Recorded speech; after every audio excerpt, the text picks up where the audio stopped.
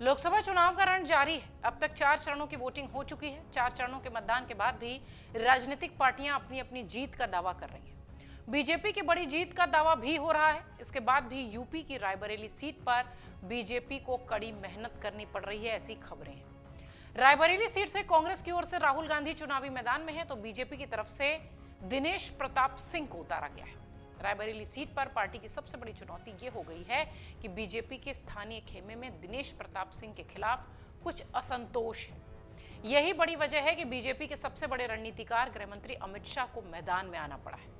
कुछ मुद्दों से नाराज होकर रायबरेली सदर से बीजेपी के विधायक अदिति सिंह और ऊंचाहार से बागी सपा विधायक मनोज कुमार पांडे दिनेश प्रताप सिंह के लिए प्रचार करने से कतरा रहे हैं।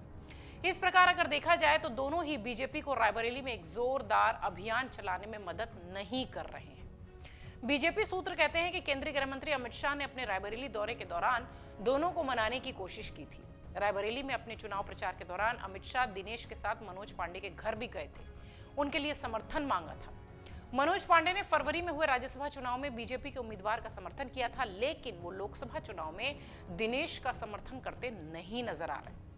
सूत्र कहते हैं कि मनोज के घर पहुंचे अमित शाह ने उनसे ये कहा कि उन्हें बीजेपी के उम्मीदवार का समर्थन करना चाहिए और पार्टी उन्हें सही समय पर इसका इनाम भी देगी। आपको बता दें, मनोज पांडे रायबरेली में एक प्रमुख ब्राह्मण चेहरा है। 3 बार ऊंचाहार से विधायक रहे हैं। मनोज पांडे पिछली अखिलेश सरकार के नेतृत्व वाली सपा सरकार में ब्राह्मण चेहरे के रूप में प्रोजेक्ट हुए थे, बड़े नेता के रूप में सामने आए थे। 27 फरवरी 2024 के राज्यसभा चुनाव में मनोज पांडे ने सपा से अपने संबंध तोड़ लिए और बीजेपी के पक्ष में क्रॉस वोटिंग की थी। सूत्रों की माने तो मनोज रायबरेली सीट से खुद बीजेपी के टिकट पर उम्मीद लगाए थे। रायबरेली निर्वाचन क्षेत्र के 5 विधानसभा क्षेत्रों में सपा ने 2022 के यूपी चुनाव में 4 सीटें ऊंचाहार, बछरावा, हरचंदपुर और सरैनी जीती थी। केवल रायबरेली सदर सीट कांग्रेस से बीजेपी में आई अदिति सिंह ने जीती थी। गठबंधन के बिना भी सपा पिछले चुनाव में कांग्रेस के लिए अमेठी और रायबरेली सीटें छोड़ती थी, जो अब दोनों दलों के बीच सीट बंटवारे के तहत औपचारिक रूप से कांग्रेस के हिस्से आई है। 3 बार के एमएलसी और पूर्व कांग्रेस के नेता दिनेश प्रताप सिंह को फिर से उम्मीदवार बनाया गया है, जो 2019 के चुनाव में सोनिया गांधी से 1,60,000 से अधिक वोटों से हार गए थे। सोनिया की सीट एकमात्र सीट थी जिसे कांग्रेस उस चुनाव में यूपी में जीतने में कामयाब रही थी। कई बीजेपी नेताओं का कहना है कि मनोज पांडे, जो अभी तक औपचारिक रूप से बीजेपी में शामिल नहीं हुए हैं, वो चिंतित हैं कि अगर उन्हें दिनेश के लिए खुलेआम प्रचार करते देखा गया तो उनकी विधानसभा सदस्यता खो सकती है, खतरे में पड़ सकती है। लेकिन पार्टी के कुछ अन्य नेताओं का कहना है कि उनकी बीजेपी से टिकट की उम्मीद और दिनेश के साथ पुरानी प्रतिद्वंदिता, कंपटीशन ऐसा करने से उन्हें रोक रही है, या यूं कहें कि यही असली कारण है। दिनेश प्रताप के नामांकन पत्र दाखिल करने के कई स्थानीय बीजेपी नेता वहां मौजूद रहे करने के दिन, और मनोज पांडे से वो मिलने भी गए थे, लेकिन वो दिनेश के साथ नहीं गए। आपको बता दें, मनोज पांडे के बेटे और भाई उस दिन बीजेपी में शामिल हुए थे। पार्टी को निर्वाचन क्षेत्र के ब्राह्मण समुदाय को एक संकेत भेजने के लिए उप मुख्यमंत्री ब्रिजेश पाठक को भेजना पड़ा था। वहीं दूसरी ओर अदिति सिंह एक ठाकुर चेहरा है, 7 बार की रायबरेली विधायक दिवंगत अखिलेश सिंह की बेटी हैं, और वो भी पार्टी उम्मीदवार के लिए प्रचार करती हुई नहीं दिखाई पड़ रही हैं, कतरा रही हैं। रायबरेली में अमित शाह की सार्वजनिक बैठक में अदिति मंच पर मौजूद थी, लेकिन उन्होंने सभा को संबोधित नहीं किया। अमित शाह ने उन्हें आश्वस्त करने के लिए अदिति का नाम जरूर लिया था। अदिति ने सोशल मीडिया प्लेटफॉर्म एक्स पर अपने पिता के साथ अपनी पुरानी तस्वीर शेयर की, जिसके बाद हंगामा बहुत बढ़ गया, जिसमें उन्होंने फोटो के साथ लिखा था, अपने उसूलों से समझौता करना मुश्किल है।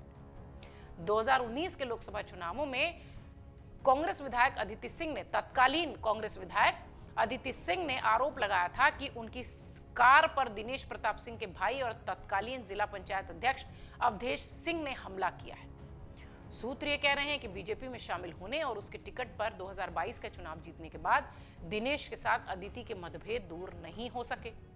सूत्र ये भी बताते हैं कि बीजेपी नेतृत्व ने अदिति और मनोज दोनों से कहा है कि उन्हें उम्मीदवार के नाम से परे सोचना चाहिए, पार्टी के लिए प्रचार करना चाहिए। राहुल रायबरेली से लड़ रहे हैं क्योंकि उनकी मां सोनिया गांधी, जिन्होंने लगभग 2 दशक तक इस सीट का प्रतिनिधित्व किया है, हाल ही में राज्यसभा चली गई हैं। राहुल 2019 के चुनाव में केंद्रीय मंत्री स्मृति ईरानी से अमेठी से हार गए थे। इस बार कांग्रेस ने अनुभवी पार्टी कार्यकर्ता किशोरी लाल शर्मा को अमेठी से चुनावी मैदान में उतारा है, जबकि राहुल फिर से केरल की वायनाड सीट और रायबरेली सीट से चुनावी मैदान में है। बीएसपी ने ठाकुर प्रसाद यादव को उतारा है। रायबरेली में ब्राह्मणों की आबादी लगभग 18% की है, जबकि 11% ठाकुर हैं। अब मनोज पांडे और अदिति सिंह अगर दोनों ही नाराज दिखाई पड़ती हैं, तो कहा यह जा रहा है कि हो सकता हो इन दोनों जातियों से जुड़े वोटर्स पर इसका असर दिखाई पड़े। इसलिए शायद पार्टी से नाराज चल रहे नेताओं को मनाने की जिम्मेदारी खुद गृह मंत्री अमित शाह, पार्टी के चाणक्य अमित शाह ने उठाई है।